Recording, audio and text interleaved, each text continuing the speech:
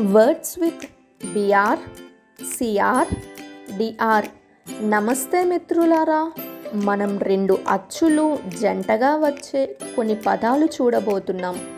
గమనించండి, రెండు అచ్చులు జంటగా వచ్చే పదాలు.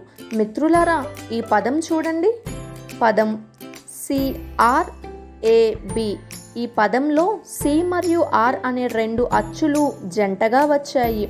ఎక్కువ ఇంగ్లీష్ పదాలలో రెండు అచ్చులు జంటగా వచ్చి వాటి మధ్య హల్లు లేకపోతే అప్పుడు ఆ రెండు అచ్చులు సంయుక్తాక్షరం అవుతాయి. కాబట్టి సిఆర్ఏబి పదం ఉచ్చరించే అప్పుడు సిఆర్ యొక్క శబ్దం మనం కర్రా అని కాకుండా క్రా అని తీసుకుంటాం. గమనించండి, శబ్దం కర్రా కాదు, క్రా అవుతుంది. కాబట్టి సిఆర్ఏబి యొక్క ఉచ్చారణ అవుతుంది.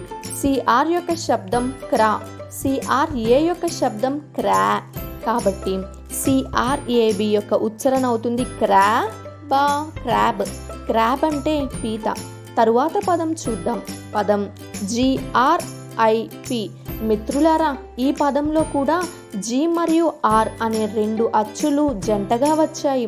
వీటి మధ్య ఎలాంటి ఓవెల్ లేదు. కాబట్టి జిఆర్ యొక్క శబ్దం గా కాకుండా గ్రా అవుతుంది. జిఆర్ఐ యొక్క శబ్దం గ్రీ అవుతుంది. కాబట్టి జిఆర్ఐపి యొక్క ఉచ్చారణ అవుతుంది గ్రీ పా, గ్రిప్.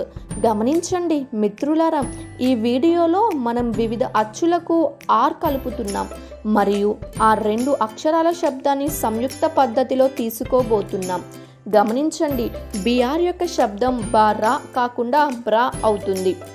డిఆర్ యొక్క శబ్దం రా కాకుండా డ్రా అవుతుంది. పదండి కొన్ని పదాలు చూద్దాం. డిఆర్ఓపి. డిఆర్ యొక్క శబ్దం డ్రా, డిఆర్ఓ యొక్క శబ్దం డ్రా.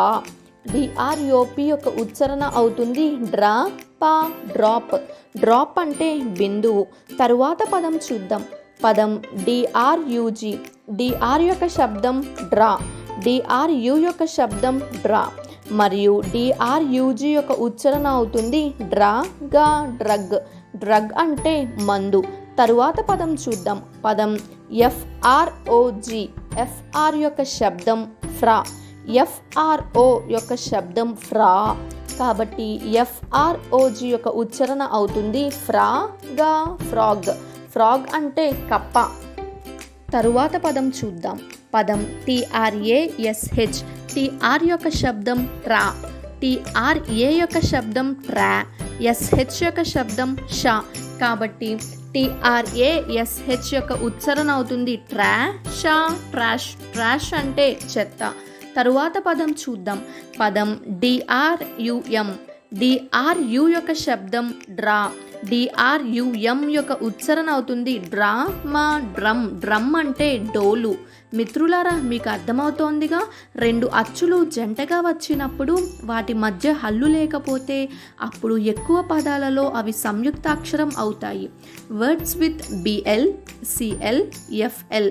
మనం వివిధ అక్షరాలకు ఎల్ అనే అక్షరం కలుపబోతున్నాం మరియు ఆ అచ్చుల యొక్క శబ్దం ఏమిటో నేర్చుకోబోతున్నాం. మిత్రులారా, ఎక్కువ పదాలలో రెండు అచ్చులు జంటగా వచ్చినప్పుడు వాటి మధ్య హల్లు లేకపోతే అవి సంయుక్తాక్షరం అవుతాయి. కాబట్టి ఎఫ్ఎల్ యొక్క శబ్దం ఫలా కాకుండా ఫ్లా అవుతుంది. ఎఫ్ఎల్ఏ అవుతుంది ఫ్లా, ఎఫ్ఎల్ఈ అవుతుంది ఫ్లే, ఎఫ్ఎల్ఐ అవుతుంది ఫ్లీ, ఎఫ్ఎల్ఓ అవుతుంది ఫ్లా మరియు ఎఫ్ఎల్యు అవుతుంది ఫ్లా.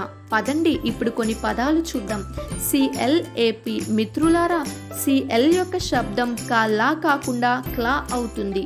కాబట్టి సిఎల్ఏ యొక్క శబ్దం అవుతుంది క్లా, సిఎల్ఏపి యొక్క ఉచ్చారణ అవుతుంది క్లా పా, క్లాప్.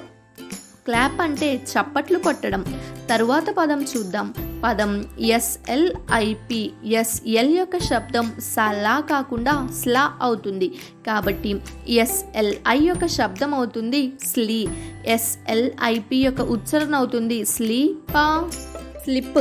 స్లిప్ అంటే జారడం. తరువాత పదం చూద్దాం. పదం ఎస్ఎల్యుఎం.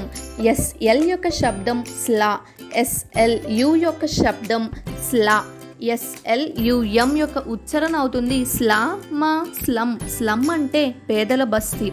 తరువాత పదం చూద్దాం. పదం FLA అవుతుంది FLAG అవుతుంది